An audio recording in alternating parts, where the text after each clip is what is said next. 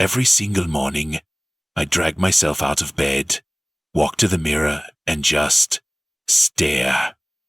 And every time the feeling was the same. Emptiness, disgust, confusion. I didn't see a person. I saw a blur. I wasn't skinny. I wasn't fat. I wasn't strong. I wasn't weak. I was just invisible. But the worst part? It wasn't my body. It wasn't my acne. It wasn't the dark circles or the slouched back. It was my broken voice. Whenever I tried to speak, my brain would freeze mid-thought. My words would jam like a car engine in winter. And all that came out was silence. I'd open my mouth, but nothing. Sometimes kids would wait. Sometimes they'd laugh. Sometimes they wouldn't even notice. Eventually, I just gave up. I stopped talking in class, stopped raising my hand, stopped even trying to connect with anyone. I felt like a shadow in my own story. And slowly, without realizing, I disappeared. Until one night, I was lying in bed, doom scrolling like always, and a random video popped up. Just a basic thumbnail. How to get abs in 90 days.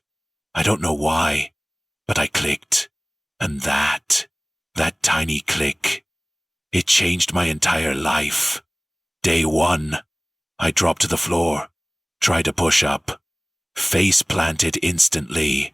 I couldn't even hold my body up, but for some reason, I smiled. Something inside me lit up. Something raw. Something new. No gym. No trainer. No fancy gear. Just me.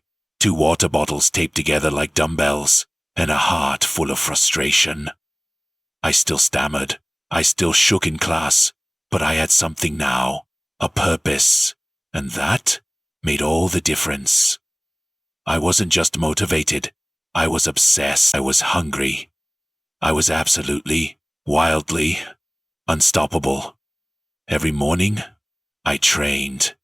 Every evening, I trained again. My bedroom became my gym. YouTube became my coach. And failure became my fuel. My arms trembled. My breath caught fire. My bones screamed. But I kept going. Because for the first time in my life, pain made sense. It had a reason. It had direction. At school, I still stammered, but I stopped hiding from it. I spoke anyway, word by word. Painful, awkward, slow. But I finished every sentence. At home, I started journaling. Not for likes, not for views, but to document the war inside my mind. Push-up by push-up, meal by meal.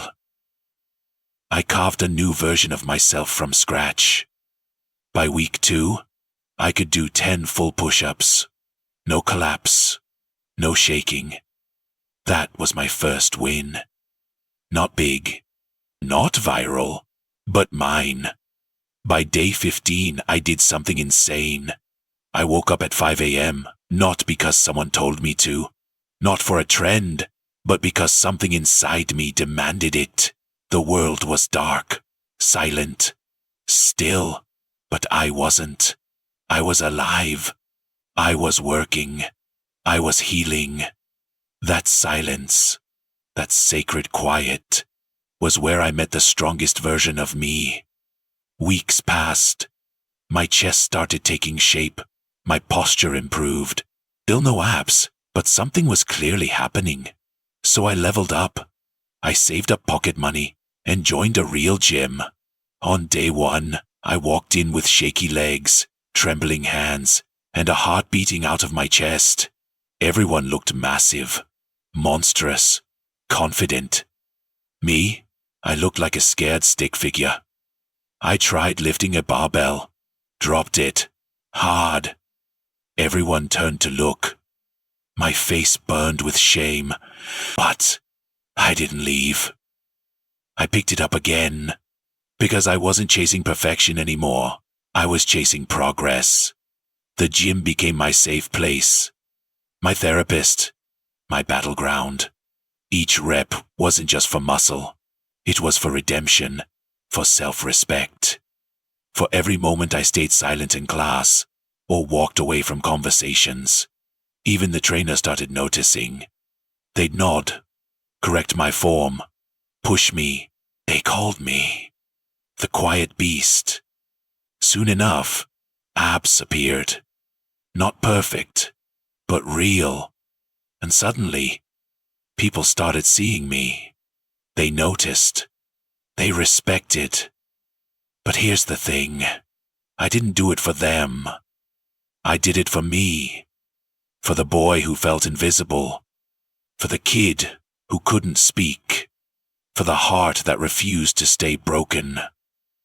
Now, I wake up early not because I have to, but because I want to. And you know what else? I started helping other kids. Kids just like me. Shy, stammering, lost. I looked them in the eye and said, you don't need to be loud to be powerful. You just need to show up, every day, silently, relentlessly. Not with noise, not with ego, but with quiet, focused work. Every scar, every fail, every tear, they weren't curses, they were lessons. And one day, I walked into that same classroom where I once hid in fear and gave a speech. My hands trembled, my knees shook, but my voice, it held steady. Not perfect, not loud, just real, because the real glow up was never just about abs. It was about my heart, my voice, my story. So if you're watching this, feeling broken, stuck, invisible, just know this.